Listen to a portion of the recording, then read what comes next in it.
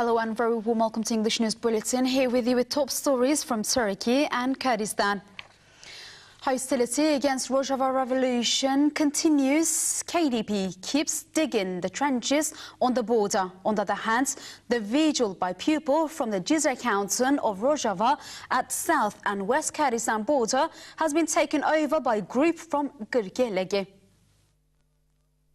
KDP has thinned and expanded digging of trenches on the Rojava border. The trench is extended from Sihela to Sabane, then to Meseka and finally to Kelhe. Thousands of residents of the Cizre canton of Rojava gathered once again on Thursday on the border with the KRG to protest the construction of a border trench dividing South and Rojava Kurdistan. Protesters pitched 10 tents in an attempt to establish a protest encampment and began a permanent vigil along the border. Most of the protesters gathered in the village of Giresor, directly across the border from the village of Sihela in South Kurdistan. The trench has been dug between the two villages. The trench from Sigiliye to Kelhe is 15-20 kilometers long, and from Kelhe to Tawiz, that lays on the border in Iraq's Rabia region, is 20 kilometers long. There's also a trench from Tilkocher to Kelhe, which is 60 kilometers long. People's resistance against the trenches continues. The vigil activists fill back the trenches each day.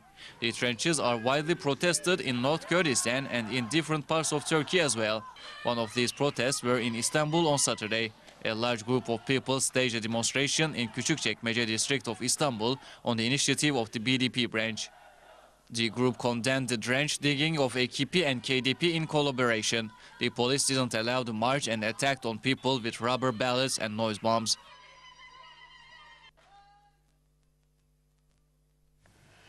PKK and PJAK prisoners protest against the digging of trenches of KDP, which is aiming at isolation of Rojava revolution. The prisoners start a 2-day hunger strike on 21st and 22nd of April as a warning against KDP. KDP's trenches aiming at the isolation of Rojava revolution is protested by all segments of the society. PKK and PASH captives in the prisons are one of those leading the resistance with their determination. The captives started 2 days hunger strike on Monday against the attacks of armed gangs on Rojava and the trenches of KDP. The civil society organizations and the representatives of political parties in Ahmed commented on the captives' action and on the increased attacks on Rojava. Coordination Committee member of Democratic Society Councils and BDP's Kars deputy Mülkiye Birtane told to Dicle News that the hunger strike action of the captives was part of the growing resistance against the attacks on Rojava. Remarking that the KDP's trenches on the border impaired Kurdish national unity, Birtane said the trenches was part of AKP's hostile policies against Rojava. The president of Human Rights Association, Ahmed Branch, Raji Bilici, said that the hunger strike action of the captives proved once again that they have never been disconnected from the social problems. The president of Tuhadder in Ahmed said the captives' protest action against the trenches might have led to more massive protests and actions in general.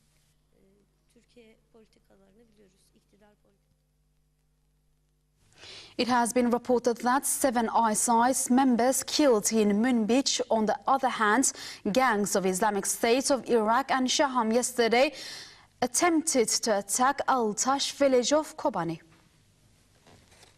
The press office of Al-Aqrat Front Brigades announced in a written statement on Sunday that 7 members of the ISIS Islamic State of Iraq and Al-Shaham were killed in clashes in Munjib region.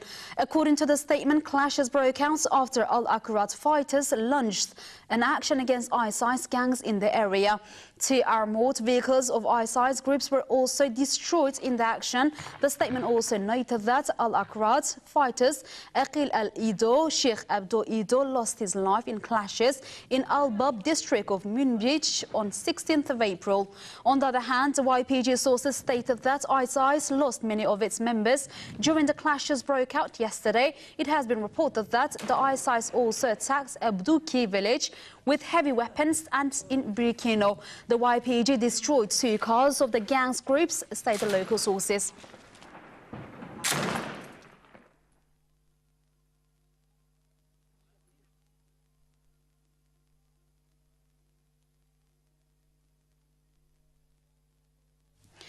Front's news agency had an interview with General Commander of People's Defense Units YPG in Rojava, Sipan Hemo.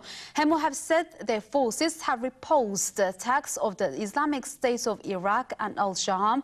The ISIS in Kobani underlining that this heavy defeat will lead ISIS to extinction. As it is now well known, the YPG staged a great resistance against all attacks targeting the Rojava Kurdistan in 2013.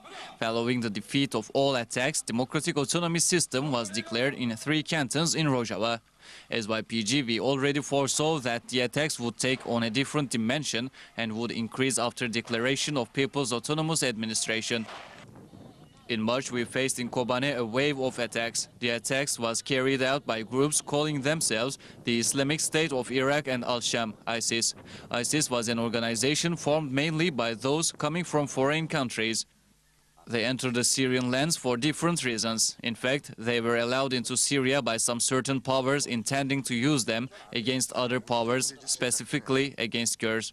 Clashes broke out between ISIS and FSA only after ISIS failed in its attacks against Kurds and started to impose themselves upon the FSA.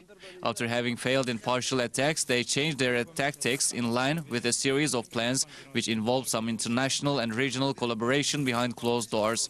Behind these attacks was the goal to break the will of Kurds and to defeat the Democratic Autonomy System.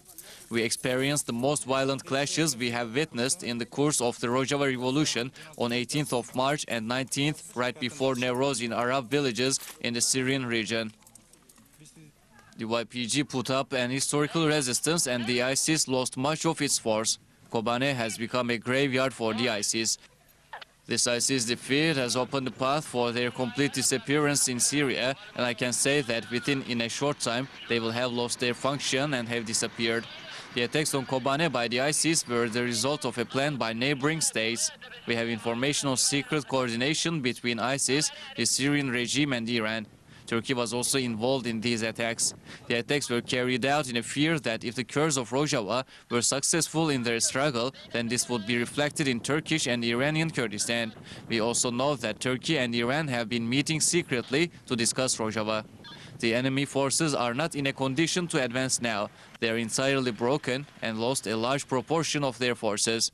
I also need to express here that this success was the success of the entire Kurdish nation. The Kurdish nation of the north, south, east and west and the diaspora stood behind the YPG in Kobane and supported it. This historical unity of the Kurds has defeated all the plans of our enemies. Without a doubt, the trenches are a continuation of the plan I have spoken about. Those powers which were unsuccessful with the ISIS in Kobane are now after new attacks. The point of these trenches and the goal of the powers behind them are to isolate the region, to keep it under embargo, to create hunger and poverty, to force people to flee from their lands with new attacks, to make the system of democratic autonomy meaningless, and to destroy the gains of the Kurdish people. European Parliament, in its last plenary session on Thursday, 18th of April, adopted a resolution on Syria expressing its concern over the last developments, especially with attacks against Armenian, Kurds and Christian communities of the region. European Parliament adopted a resolution on Syria on 18th of April, expressing its concerns on the vulnerable communities of the region, which find themselves in the middle of the war. The resolution specifically condemns the attacks against the Armenian town of Kesab and the Kurdish town of Kobane in the autonomous region of Rojava. During the discussion part before the vote, the MPs called specific attention to the autonomous Kurdish region in Rojava, stressing that the Kurds are not receiving sufficient aid. The chair of the EU Kurdistan Friendship Group, Klute, said the Kurdish region was the only stable region in Syria and Kurds were welcoming the people forced to flee their homes and sharing their resources, which had to be acknowledged and supported by the international community. On the other hand, Bastiaan Belder from Europe of Freedom and Democracy, the Netherlands, stressed that the resolution will not be full unless it mentions the Turkish involvement in the massacre in Kesab. The resolution takes note of the rich diversity of ethnic and religious communities, stressing that these communities have always been part of Syrian society and have an important role to play in the democratization of Syria. The resolution underlines that these diverse communities need to be represented in any consultation on the country's future and in any reconciliation process. The European Parliament is also worried with the Al-Qaeda-linked Al-Nusra Front capturing a number of Christian and Kurdish villages on the Turkish border. The Syrian regime forces staged an attack in Aleppo yesterday night with heavy weapons and bombing. The Syrian regime forces attacked in Aleppo yesterday night, leading to the death of 34 civilians. In some parts of Aleppo, there were battles between the regime forces and armed groups.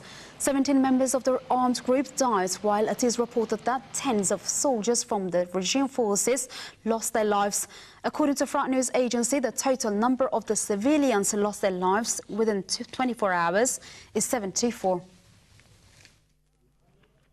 При виде этого бойца вспоминаются слова из детской читалки. Activists say about 100 people have died of hunger or hunger-related illness since the Yarmouk blockade began a year ago. Food deliveries to thousands of people living in a blockaded area in southern Damascus grounds to halt after a truce collapsed and clashes broke out between Syrian rebels and government forces, a United Nations official says.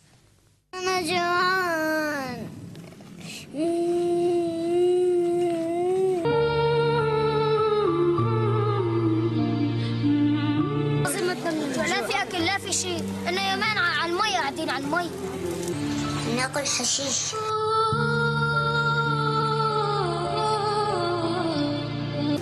والله متنا من الجوع، الله يفتح عليك انا الطريق يا رب.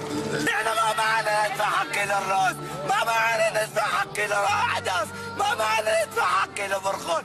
The most serious violence in weeks in the Syrian capital's Palestinian-dominated district of Yarmouk and undermined a fragile truce struck there in early January. A UN spokesman in Damascus, Chris Ganes, urged all parties to immediately allow the resumption of aid to the area where malnutrition is rife. The UN remains deeply concerned about the desperate humanitarian situation in Yarmouk and the fact that increasing tensions and resort to armed force have disrupted its efforts to elevate the desperate plight of civilians, Ganes said on Monday. Activists estimate that more than 100 people have died of hunger or hunger-related illnesses since a blockade began almost a year ago, preventing food and medical aid from entering Yarmouk. The suspension of food distribution in Yarmouk also underscores the difficulties of upholding a UN Security Council resolution which called on warring parties to facilitate food and aid deliveries to needy Syrians. The clashes, a mix of gun battles, sniper fire and mortar shells, killed an ambulance driver. In total, the UN has distributed 7,708 food parcels to Yarmouk's 18,000 registered Palestinian refugees. Activists say there are thousands more displaced Syrians also living in the district and suffering from malnutrition and food shortages.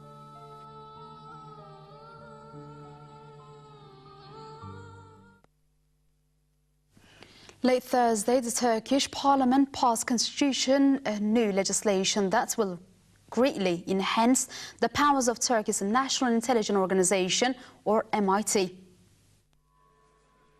Turkey's parliament on 17th of April approved a law increasing the powers and immunities of the National Intelligence Agency, MIT. The law allows MIT to conduct operations against possible overseas threats designated by the cabinet. MIT will not take any responsibility for such operations. The entire responsibility will fall on the political power in the country, namely the government. According to the bill, MIT agents operating under an assumed identity will not be held accountable for their activities, and MIT agents who infiltrate the so-called terrorist organizations will have no criminal liability for crimes committed while undercover. The bill also authorizes MIT to conduct wiretappings without a court order. The law was approved in the parliament with the Justice and Development Parties, AKP, majority, all the opposition parties objecting. Critics say the law will undermine the country's democratic credentials and will make it easier for MIT to profile citizens. Peace and Democracy Party BDP Deputy Demir Çelik said the government should expand citizens' rights and freedoms instead of giving more powers to MIT. Kurdistan Communities Union KJK Executive Council Co-Presidency has released a statement repeating its criticism on law on MIT yesterday after the legislation. In a written statement, KCK criticized the MIT law, expressing that the law has no aims rather than protecting the government and MIT, and said, "The law is not being enacted to ensure a solution to the Kurdish question. AKP government uses the negotiations with the Kurdish leader Öcalan as a pretext to pass the undemocratic law." KCK objected to AKP's claim that the law was a response to the calls of Öcalan and the Kurdish movement for legalizing the negotiations, and said the law was not designed for that purpose, but only to make the government free from all charges. Reminding that the Kurdish leader and the Kurdish Liberation Movement have called for the formation of a legal frame for peace talks, such as an enactment by the parliament of a concrete law serving a solution to the Kurdish question, KCK noted that the Turkish government rather enacted a law that enables the intelligence agency to have such talks rather than the political representatives. KCK underlined that the AKP's attempt to defend the law that enhances the powers of the spy agency as a response to the demand of the Kurdish movement was at best absurd. KCK stated that it was not possible for them to appreciate an undemocratic law that would bring new repressions on civil society and democratic forces. KCK ended its statement with a call to all democratic forces to come together to enhance the struggle for Turkey's democratization. Kurdish leader Abdullah Öcalan has not been able to receive visits from his lawyers since July 27, 2011. His lawyers appealed to Constitutional Court against the prevention of Öcalan from meeting his lawyers in the last 3 years. Öcalan's lawyers has appealed to the Constitutional Court to allow them to visit their clients. The lawyers take attention to the ruling of European Court of Human Rights in 18th of March, which underlines Turkey's obligation to remove the obstacles preventing Öcalan from meeting his lawyers. Öcalan's lawyers filed a request to have permission to visit his clients, which has been denied for the last 3 years, with the pretext of the boats being out of order or the heavy weather condition.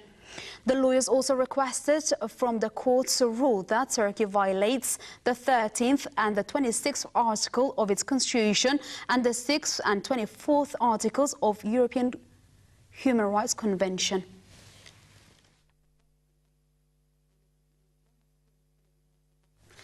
HDP and BDP deputies decided to be represented under HDP groups in the parliament by transferring the BDP deputies to HDP. People's Democratic Party, HDP, and Peace and Democracy Party, BDP deputies held a common meeting on Friday, 18th of April, deciding to be represented under the HDP group in the parliament. After a meeting between deputies of both parties, HDP co-chair Ertuğrul Kürkçü said, "We plan to act jointly under the roof of HDP party in the parliament during the presidential elections. The transfer of BDP deputies will be completed as soon as possible." Kürkçü told that the decision was part of a plan to rebuild HDP as a mass and broad party all across Turkey, developing nationwide policies. Kürkçü said the decision was the outcome of their internal discussions after the elections. Noting that the BDP is to reshape its own process as a constituent of the HDP, Kürkçü said, "We will carry out a new process of formation and reshaping according to our target group. The HDP group will not confine itself to the parliament alone, as it also engaged in political activity at all levels devoted to Turkey's future. We will be the entire society's voice and the choice for the future, and the situation concerns not only Turkey, but also the world. The development of a solution to the Kurdish question in Turkey will also have extensive effects in the region and the whole Middle East." HDP was formed in 2012 as an umbrella party encompassing BDP, some leftist parties, politically marginalized populations and civil society under one electoral roof after the Kurdish leader Öcalan suggested the idea of building a political party embracing all the oppressed groups in Turkey.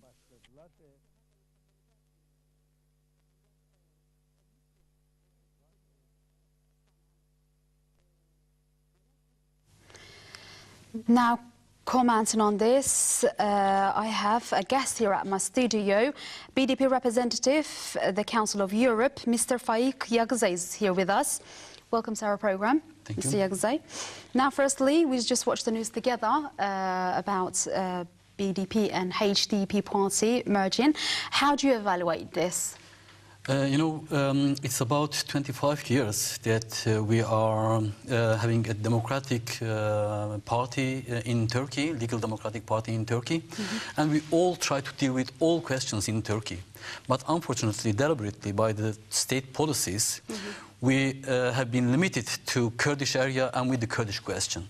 But all the times we have attempts and we want to be a party for all questions, all problems in all of Turkey. But mainly we are now treated as a Kurdish party in Kurdish region. So we decided that we cannot be a party of all Turkey and we cannot be we cannot meet the problems or the solutions of all questions in Turkey. That's why now we have a project to include all alternative groups, alternative political parties, democratic parties as an opposition party. The main problem in Turkey that we do not have a democratic opposition.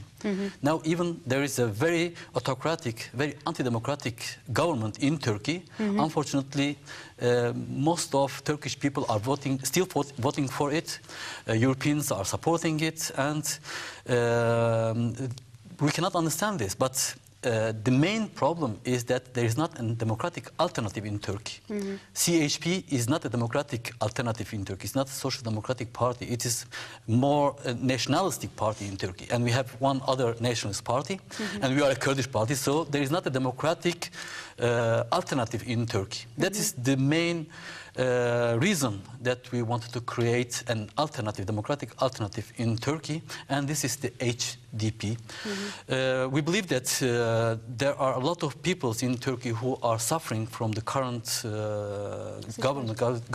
current system of Turkey, and we have the possibility to organize these all forces against this oppressive system, and we can be the alternative of this oppressive system. That's the main reason that we wanted to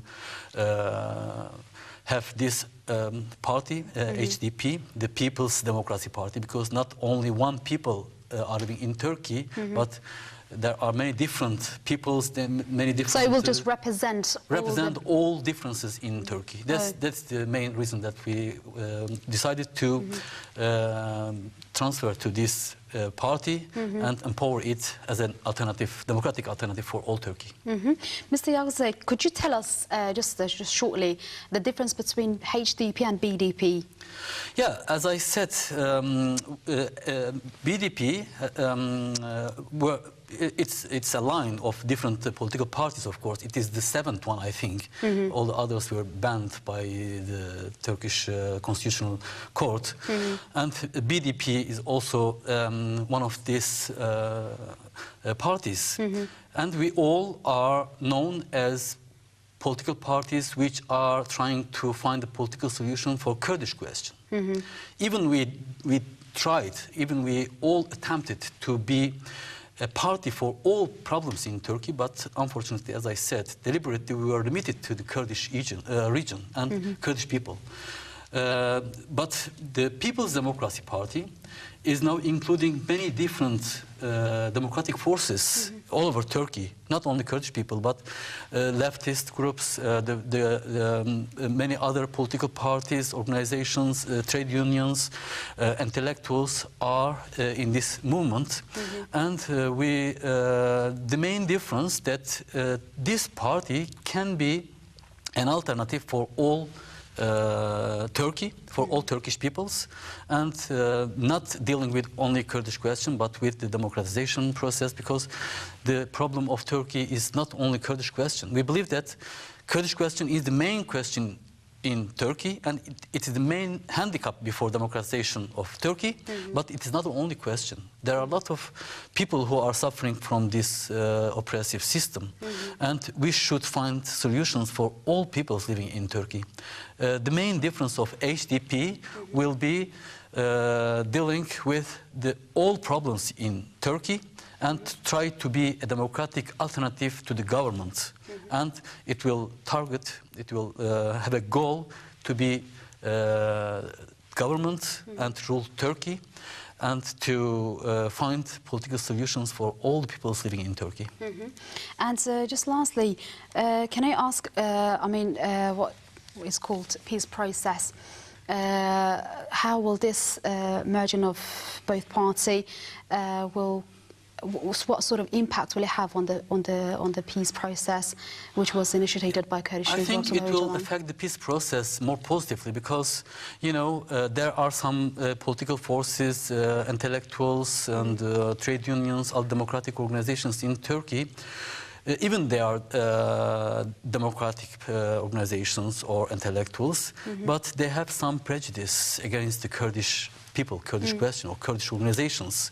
But as we transfer to the HDP, and these people are also there, then it will be easier to deal directly more powerful, and it will be easier to deal directly with the question and to convince all Turkish people to deal with this question, and not to see the Kurdish people or Kurdish organizations as the dangerous creatures or something like this, but these are the reality of this country.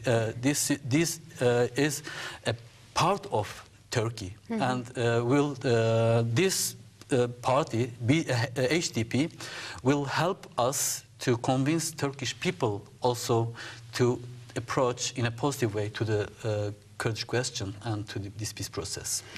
Well, thank you very much, the representative of the Council of Europe, BDP representative of the Council of Europe, Mr. Faik Yagzai. Thanks for being with us. Thank you. The AKP government continues to pursue neoliberal policies leading to a democratic construction of nature. The AKP actively destructs the nature through bombings, deportation and offering to energy companies.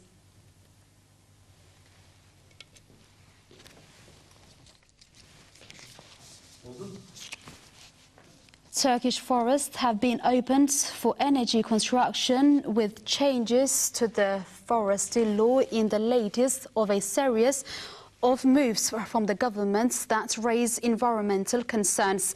The move paves the way for construction of energy facilities such as power plants and pipelines in forested areas, as well as major transportation investments.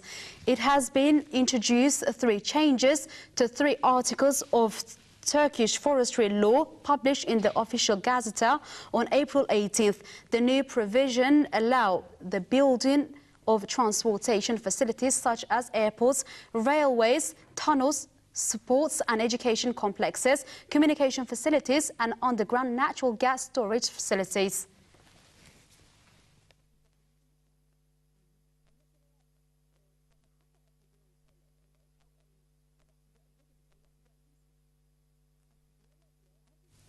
Gündem Children's Association has released a report saying that 633 children lost their lives due to avoidable reasons in 2013.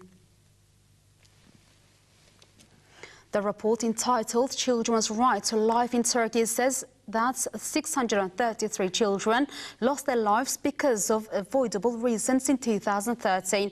It reports that 33 of them died because of the state's actions. 3 of them died in social demonstrations, including Barkin Alvan, 15 years old, shot dead by police. 89 children died in job-related accidents. According to the report, 146 children were killed in the years between 2006 and 2013 by rubber bullets or pepper gas used by police and soldiers. The report says that the state authorities still threat children's death as a casual and abstains from taking constructional measures.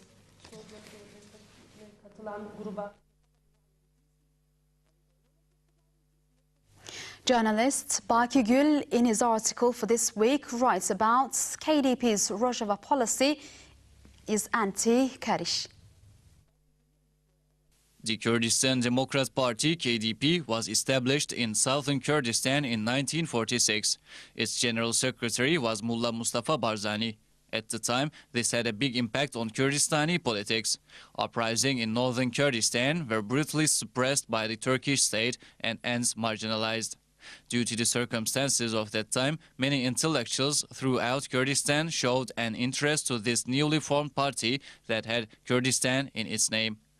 As time went by, Kurdish politics began to regain an internal plurality. By benefiting from the political power shifts of the Cold War era, the Kurds were able to organize their political demands within the framework of nations' right to self-determination. This said, many Kurdish organizations and parties were unable to adapt to circumstances and requirements of the time, and so were unable to sustain themselves. However, the KDP has always managed to maintain its existence. This is mainly due to the fact that the KDP was able to position itself among the global state system. The KDP rid itself of all Kurdistani sentiment and became a party with a solidly tribal agenda along the Arbil-Duhok region. The KDP's on-off struggle against the Saddam regime and its centrally strategic role within the USA-UK coalition has put the KDP on a journey with no return. When we take a closer look at the memories of Dr. Said Kırmızıtoprak and Abdurrahman Kasimlo, we are faced with some interesting details. Radical criticisms of the KDP by organizations such as the PKK highlight similar truths. Especially after 1984, it has been increasingly evident that the KDP is prioritizing narrow tribal and familial interests over national ones.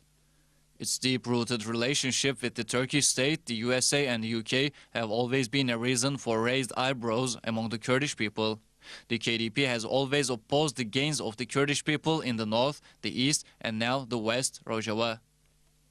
The political, ideological and ethical roots of this opposition are in the very genes of the KDP.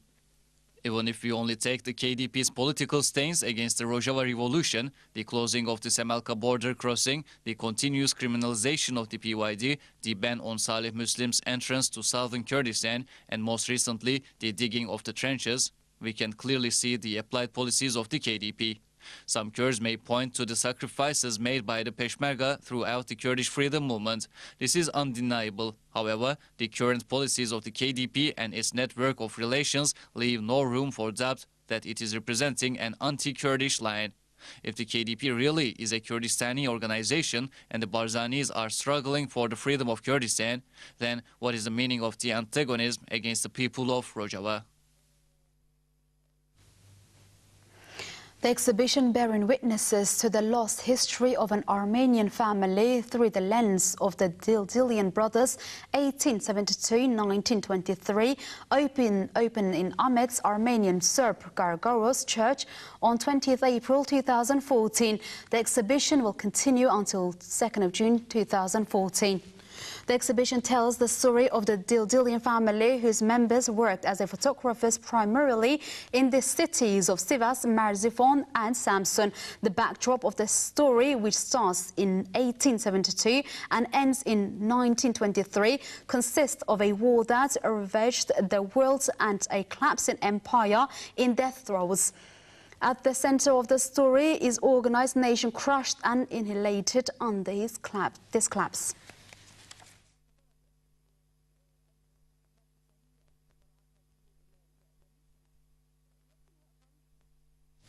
This was it from us for tonight. We will see you next week at the same time. Thanks for watching us. Bye-bye.